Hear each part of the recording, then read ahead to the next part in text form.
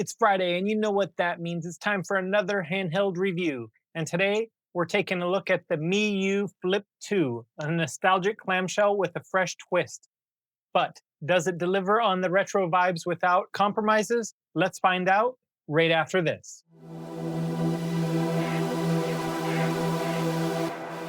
Hey fam, Swati tu Konkrat Pinik here. And before we begin the review, I want to do two things as usual. First, I want to thank you again for watching this video. And if you're already subscribed, thank you for subscribing. And if you're not currently subscribed, I hope that I earn your subscription following this video. That said, I want to go over the categories of the reviews because again, I want to make sure that everyone's on the same page. So first and foremost, of course, we'll do the unboxing experience, followed by internals, first impressions, ease of use, customizability, controls, and finally value. Now, I'll rate every category 0 to 69, and of course, I'll also give you an overall score at the end to let you know if this is the right device potentially for you or not. So without further ado, let's dig in to the unboxing experience. If you already watched my unboxing, you'd remember this box. I got lucky and flipped it the right side up the first try. But it is the Miyoo Flip, and as you can see, it is a Game Boy Advance SP Edition clone with some sticks, which I absolutely love. And as you could see when I was opening it up, the device does have different stages, which is a really nice touch because I don't think any of the other SP clones offer that. That said, when we look around the box, of course, we get some specs, we get some capabilities of the device, and I appreciate that they're telling us that right from the beginning, what we can do to play our games at its best capability. Now, the only thing that's really missing from here is a little barcode to make it retail ready, but any company could obviously add a QR code and then shrink wrap this, and it would be good to go right there for them. But I think it's really nice to have a retail box, and it's nice to have one that has a regular lid to make it easy to open. And I loved that when we opened it up, we're immediately greeted with a hard case. So we know our device is going to be protected. We get velvet on the insides, which feels really great. And then, of course, you get a little pouch with your manual, your screen film to protect your screen. You get a flat USB-A to USB-C cable, which I really love. And I thought it was during the unboxing, but I wasn't certain and I didn't want to talk out of turn. But this is included in every box is a USB-A to micro USB adapter. It just threw me off. As you can see, there's a little loop here. So I wasn't expecting that. But it is for you to put your micro SD card in. That way you can plug it into your computer. Even if you don't have a micro SD card slot on your computer, with this, as long as you have a full-size USB-A port on your computer, you can plug it in and be able to take ROMs off, add ROMs. So I'm glad that we get the flexibility here, that they're not limiting us. Now, it might not be the highest of quality, but again, who's going to complain about getting it for free? So I appreciate that they give it to us and they think about everyone because not every computer nowadays has a micro SD card slot, and it's just nice to have that already included in the box. So for me, the device is really great whenever you consider that it's inside its nice little pouch, inside of its nice little box. And the unboxing experience is just immediately feels right at home for a much higher priced device. But because it does fold down into a nice little clamshell, it is extremely pocketable. So all in all, I'll have to give the unboxing experience a 61 out of 69, as it is truly exceptional compared to other handhelds. Now that we know what it's like the first few moments with the device, what about the internals? How powerful is this device? Let's take a look at what's under the hood next. So as far as internals goes, this device has a 3.5-inch IPS display with a 4:3 aspect ratio, which is perfect for classic games, and a 640 by 480 resolution, which is also really great for classic games. Now, the SoC, or processor of this device, is the Rockchip RK3566, which is much more powerful than the average handheld in the sub $100 genre, so I'm glad that we have that at this price point. This SoC is great for the 8-bit and 16-bit generations, i.e. SNES, NES, Game Boy Advance, even some 32-bit like PS1. It does surprisingly well, and it's even been fairly well optimized for the Nintendo 64 and the Sega Dreamcast. And for a lot of people, whenever they think retro gaming, this will be what they need as far as processing power goes. But processing power gets you somewhere, But as we found out on a previous device, RAM can be a bottleneck. And luckily, this device comes with 1 GB of LPDDR4 RAM, which is again sufficient for retro emulation up to PS1 and Dreamcast levels, and of course, Nintendo 64. So it's fantastic and meets all the needs you need for that. So you don't have to worry about the RAM being a bottleneck. Now, this does have some internal storage, but that's for the main OS. That said, you either get a 64 GB memory card, which is what I received in mine, or a 128 GB card. And that's nice because, again, those games are included on those micro SD card. You can easily extract the files and ROMs from that micro SD card and transfer it to your computer. Get a better name brand micro SD card if you want to for more reliability and put it on there, and it'll be good to go. One of the nice things is to have Wi-Fi on these devices, as not every clamshell device has Wi-Fi. However, not only are we greeted with a standard 2.4 gigahertz band of Wi-Fi, but it is dual band, so you also get the 5 gigahertz band, giving you faster transfers and smoother updates and net play from the device. So I'm glad that they thought of that for us. It does include Bluetooth, which should be good for connecting headphones. And again, the battery is a 3000 milliamp hour battery, which for a device like this should get you about 5 hours of SNES or Game Boy Advance type play. If you're talking about for a PS1 or a Nintendo 64, you'll see the battery being used a bit more. So for ports, we do have USB-C, 2 of them as a matter of fact, one for charging your device and one for connecting external controllers. So you can absolutely connect this to an external controller and play a game on it while you're charging it at the same time. And then the great added benefit is you also have a mini HDMI port, so then you can connect it to your TV and consoleize your device. And heck, even if you want to play in silent, it has a 3.5 millimeter headphone jack, which again, not every clamshell device does. So I'm glad that we get that out of the box. And as far as the OS goes, we have a custom MIUI designed build of Linux that keeps things simple yet functional, so even beginners can use it right away. So does it have top tier internals? No, it's not the ROG Ally X, and it's definitely not the Odin 2 Portal either. But it is a higher spec than many of these middle of the road to entry level handhelds, so I'll give it a 50 out of 69. Now that we know what's under the hood, let's talk about what it feels like in the hand those first few moments with first impressions. And again, I want to emphasize this 3.5-inch IPS display is great quality for an IPS display. Much better than we would have gotten a few years ago, so I'm glad that we're getting devices with this type of display at this type of price point. As far as SP clones go, it feels really great in the hand. The buttons feel great when you first touch them. And when you put in the included micro SD card slot, the games will automatically load up if you insert your micro SD card while the device is powered off. Speaking of which, there are 2 micro SD card slots. The first being for the primary SD card, and that is on the right-hand side of the device. And on the left-hand side of the device, there is a secondary one as well if you want to add your own ROMs while still using their included micro SD card, for example. As far as SP clones goes, it feels really great in the hand, and the buttons really do feel great. And as long as you put in your micro SD card before powering on your device, it'll automatically load. One thing of note, in case you're new to here, is they actually load the micro SD cards upside down, so don't try to force it with the image facing up. That won't work. You have to put it upside down. So the easy way to remember it is that the primary one goes on the side of the face buttons, upside down, and upside down next to the D-pad is any secondary micro SD you add. The out-of-the-box firmware is good enough that it is plug and play, and you can play MP3s, read ebooks, and save movies to watch on it if you wish. And it's easy to navigate to and from. So that said, I have to give the first impressions a 54 out of 69, as it screams nostalgia as soon as it's in your hand, and it feels like quality plastic while you're holding onto it as well. Now that we know what's under the hood and what it feels like the first few moments in your hand, now let's talk about a topic that I've already alluded to a bit, and let's talk about ease of use. Out of the box, it truly is plug and play. Put in your micro SD card the correct way, of course, and turn it on and you'll be playing within a minute.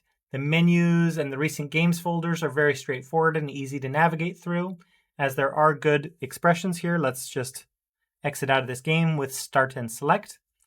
Back out, and it tells us down here at the bottom, open and back, so we know what we're doing. So We can see the games we've already loaded and played previously, and we can go to game. It says A for open, so we click on A for open. And then we can navigate around with either one, either the analog stick or the D-pad. So there isn't really a steep learning curve as long as you're aware of your screens and you're looking at what's available to you, such as open and back. The big thing to learn is start and select closes games, or in some instances brings up a menu that you can navigate to the quit. So again, very straightforward. So this makes it one of the easiest handhelds to use out of the box. So I have to give them an excellent 60 out of 69. So it's easy out of the box, but how can you make it truly yours? Let's dig into my favorite category, customizability. So as far as software goes, it supports community firmware, MinUI, Swordfish, and the like for enhanced UI performance.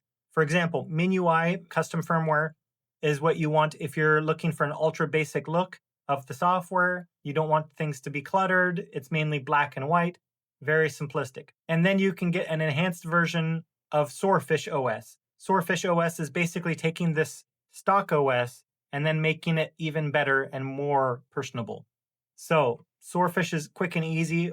You just have to go to their website, download the file from their GitHub, and put it on the Handheld's SD card, and then transfer over your ROMs into the ROM section into the appropriate boxes, which there's a help text file. So you can click on it. It will tell you what type of device that folder is for. So you just drag and drop it into that. For example, NES and SNES, you just find it, click it, drag and drop, everything's good to go. And if you're feeling even more a bit adventurous, the guys over at Gamma OS have created Gamma OS Core with an ESDE front end, making it very customizable and much more powerful than what it currently is. Now, granted, I would say Gamma OS, if you're rating it scale 1 to 10, how tech savvy you need to be, I'd say you probably need to be a 7 out of 10 for Gamma OS Core. So I like that there's something for everyone. Whether you're looking to just use this device and not change anything, you absolutely can, and you'll absolutely enjoy yourself. If you want to make mild tweaks, you can absolutely make some mild tweaks with the Swordfish OS, and you'll be good to go. And if you want to get really customizable, then you can go all the way to Gamma OS Core and really tweak it to your heart's desire. And I love that you can swap themes, tweak shaders, install custom emulators, all in one little box. It has a strong community support for tweaks and fixes because of these OSs. So I love that. And then you move out and go from the software and look at the hardware. And you look at Etsy and you can see there are a couple custom grip providers to controllerize your device.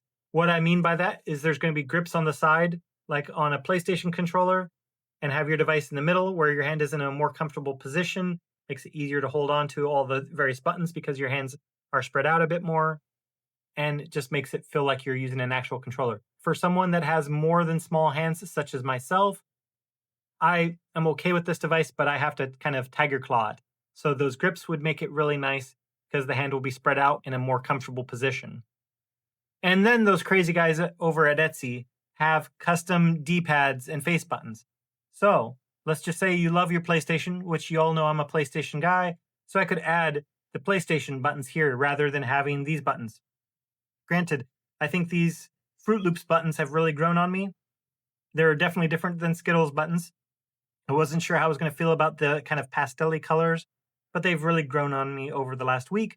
But why not consider a PlayStation buttons, right? Make it more your own. And not only PlayStation buttons, but you can get them in your favorite color. So if you love light blue, if you love pink, heck, if you love turquoise, you can get yourself some of those buttons and D-pad to kind of match that personality aspect of yourself. And then you jump over to AliExpress, and they also have grips for your device to make it like a little controller. And they also have cases for this device. So if you want to get a case for this device, you can.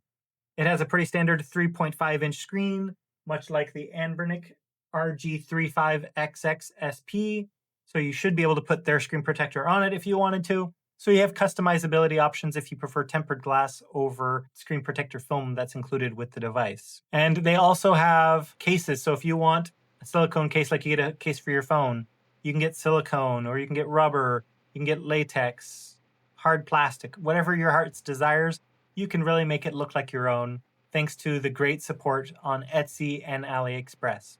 I can't imagine a perfect 69 in customizability, but this definitely gets close, so I have to give it a 66 out of 69. Now that we know what it's like to customize it, we really need to know something that is always important for a handheld, and that is controls. Of course, this device has the SP nostalgia, so of course they went with the Nintendo buttons, so we have a B, A, Y, X layout rather than the Xbox A, B, X, Y. Again, that only really matters when you're looking at the device because you just learn where the certain buttons are whenever you're playing. You're not really going to think about it, but it's good to point out. The D-pad is, while it may be a little slim, it still feels really good in the hand, and I love how it feels.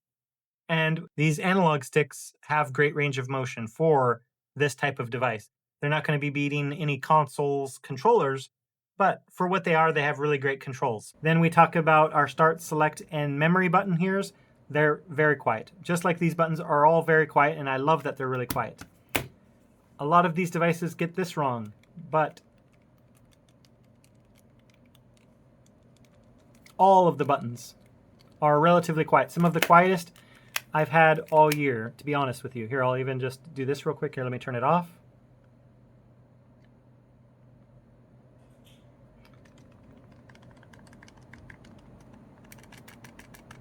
I don't know if you can tell or hear it on the microphone. I'm turning off noise suppression, so hopefully you can hear it. Hopefully my air conditioner is not too much noise there for you, but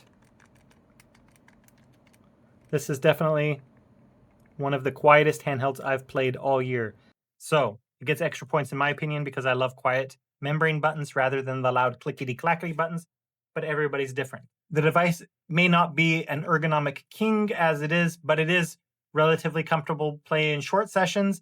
And I just want to absolutely reemphasize as far as customizability goes, the controller grips will make this for someone with average hands or larger hands, make this a much more enjoyable device. So the one area that the controls could really be better is that they are the inline shoulder buttons rather than the stacked ones. And yes, I fully understand why they went the way they went. There's no doubt about that. I fully understand why they went the way they went. They went for pocketability, and obviously having the shoulder buttons being stacked would make there be a large bulge on it and make it less pocketable. So I get that. But I would just love it if they were stacked, and that's if I were being greedy and me being fully transparent, that's where I sit. So they aren't perfect, but they are truly excellent controls. So I have to be frank with myself and you and give them an honest 62 out of 69. But ultimately, it's all about what kind of value does this device provide? So let's jump to that next. Well, this device is normally rated at $70 to $90 US. And as I mentioned, it comes with the case. It comes with a USB-A to micro SD card reader, which if your computer doesn't have a micro SD card reader built in, it's nice to be able to have something like that. They have a missed opportunity by not having it branded, but it's still great as it is. And I love that we also get a decently length USB-C to USB-A charging cable. As you can see, I haven't used it yet because, well, I get them with every device, but flat cables just kind of scream something nice, and I appreciate that. And I love that we get the dual band Wi-Fi. We get a solid screen with it. And for a clamshell, it's comfortable. They don't have too sharp of edges to make it uncomfortable in the hands. And because of the software support and the modding community over at Etsy and AliExpress, you can make it your own really, really well, unlike some devices that I've reviewed this year. So it may not be an ultimate powerhouse, but as far as for these small clamshell devices, I think it delivers excellent bang for your buck. Then you consider the competition, and the closest proximity you're going to have to this is the RG34XXXP. Now, that normally goes for $50 to $60. So its low end is below this, but its high end is with this. Now, you're not going to get this case with it. You're going to have to spend about $10 for this case. You'll probably spend $5 or $6 for a USB-A to micro SD card reader in case your computer doesn't have it. It does come with a tempered glass screen protector, so it has some of the things that this device doesn't have. And additionally, I haven't experienced or heard of any hinge issues on the Anbernic, unlike Miyoo's experience with their initial version of the Flip. Because again, this is the Flip 2 because they had to make adjustments to their hinge. However, to the credit of Miyoo, They stood behind their customers who experienced the issues with their hinge, and instead of saying too bad, too sad, they diagnosed the problem, created a V2 very quickly, and also offered support by getting people new shells or giving them refunds or exchanges fairly quickly. So all that said, I have to consider that this is a more powerful device than the Anbernic. So you can play devices more stably than you can on the Anbernic. So all in all, I have to consider the value. And for what most people would be needing, I consider this value to be a 59 out of 69. So that said, let's put it all together and re-review all of the categories. For unboxing, we got a 61, internals, a 50, first impressions, 54, ease of use, 62, customizability, 66, controls, 62, and finally the value they got a 59, which gives us an average score of 59, which I believe is actually my highest rated device of the year, and I would not have expected that before this review, honestly. And why did they deserve this score? Well, it's because it's a highly well-rounded device with a nostalgic design, a solid feature set, and plenty of room to grow with you as you want to grow with it. So again, if you want to just use the custom firmware for a while, absolutely. If you say, hey, I want to be able to customize this a bit, then you can do Soarfish and get the enhanced, basically original version, but better. And then if you want something more basic, maybe you just want black and white text, then you can go down to MIUI and you'll be good to go and you'll be very happy with it. However, if you're a tinkerer and you want to get the most out of this device software-wise, then you can go to Gamma OS Core and get that and really tweak this device to your heart's desire. So I love that we get that customizability, and that's why it deserves a 59. Now let's take a look at the top pros and cons. For me, first and foremost, it's a true clamshell design, keeps the screen safe and compact when you're not using it, which again, it's an investment. Even if it's not an expensive investment, it's still great to have that protected. And you know when it's closed, the screen is going to be protected. And it's an excellent screen for 4.3 game consoles, such as the NES, Sega Genesis / Master System, and those likes. And it even looks good on the 3x2 screens like the Nintendo Advance. It does have dual band Wi-Fi, which enables smoother updates and net play if you so wish. Because some of the new custom firmwares allow you to update over the air like you would with your phone.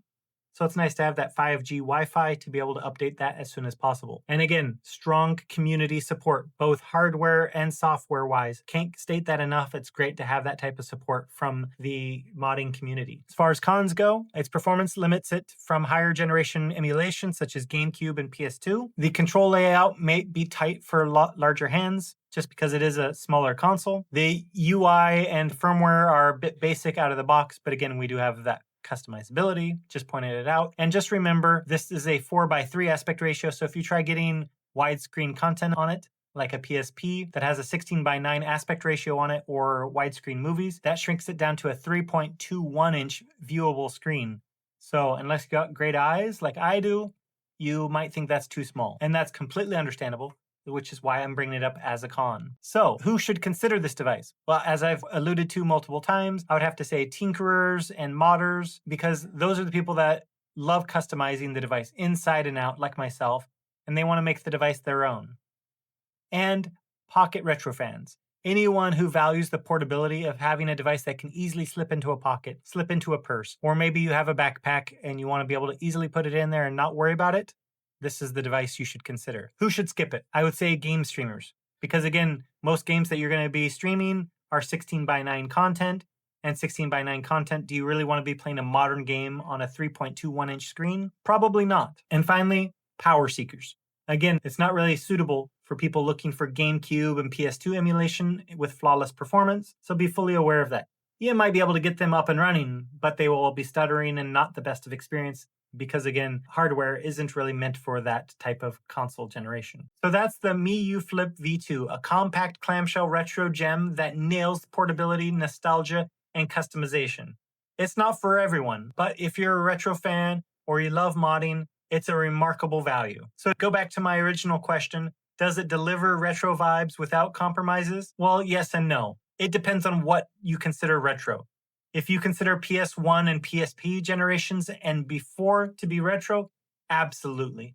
However, that said, if you're going for PS2, GameCube, anything like that, no. So let me know, would this be a device that you could consider your go-to retro sidekick? Let me know in the comments down below, or join my website, phoenix-handhelds.com, and jump on the Miyoo Miniland forum and let me know there as well. I'd love to hear from you. And don't forget to like, subscribe, and hit that bell so you don't miss any of my future videos. And until next time, this has been Phoenix.